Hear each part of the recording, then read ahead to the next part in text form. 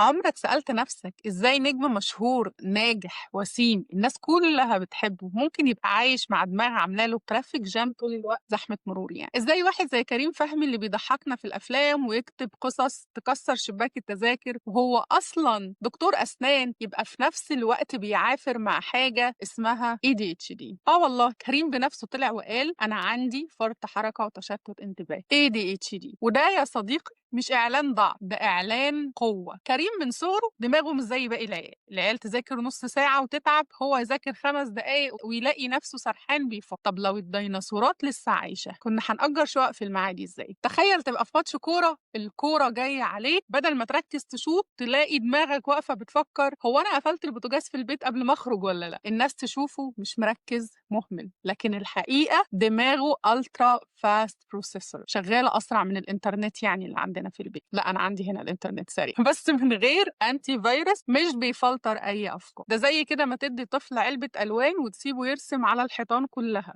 لكن هنا كريم فهمي عمل اللي ناس كتير بتخاف تعمل، حقيقي وقف وقال أنا عندي ADHD. يا صديقي الاعتراف ده مش عيب، ده زي ما تبص في المراية وتقول أنا عندي ضعف نظر محتاج نضارة. بالمناسبة النضارة دي جديدة، إيه رأيكم فيها؟ طب ما كمان كيم كارديشيان عندها مشاكل في بشرتها وقالت إن هي عندها مشاكل في بشرتها. إحنا ليه بنخاف نقول عندنا مشكلة في دماغنا؟ كريم لما اعترف كان بيكسر الصورة التابو اللي بتقول إن الشخص الناجح لازم يبقى كامل مثالي ما عندوش اي عيوب. معرفش ليه عندنا في ثقافتنا كده ان احنا بنأله الشخص ده. الحقيقة ان الناجح هو اللي بيعافر من رغم عيوبه. بعد اعتراف كريم ان عنده ADHD وانه عرف ده بالصدفة لما لقى ان بنته عندها ADHD، كريم بدأ يتعامل مع الموضوع بشكل مختلف وبقى يلاقي اجابات لأسئلة كتير، وابتدى يفهم نفسه اكتر ويحط لنفسه نظام يومي علشان يقدر يدير ال ADHD. انت مش هتطفي دماغك، لكن تقدر تعمل ميوت للنوتيفيكيشنز اللي ملهاش لازمة،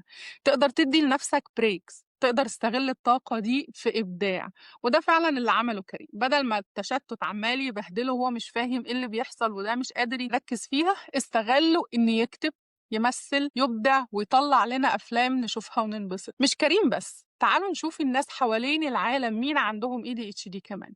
مايكل فيليبس، لو ما تعرفوش الراجل ده أكتر واحد معاه ميداليات أولمبية في التاريخ في السباحة وعنده ADHD. سايمون بايلز دي بطلة أسطورية في الجمباز وأكيد كل البنات عارفاها وبرضه عندها ADHD. وأعتقد بقى جيم كاري محدش ما يعرف جيم كاري، أنا بحب له زمان، اللي ضحك العالم كله عنده ADHD. وآخر واحد، أو نقدر نقول آخر واحد في الليستة اللي أنا بقولها لأن في ناس كتير، ويل سميث. كلكم عارفين ويل سميث عنده ADHD وطلع وقال أنا عندي ADHD. يعني الموضوع مش إنك فاشل، الموضوع أنت مختلف، ولو عرفت تستخدم الاختلاف ده صح هتبقى أسطورة.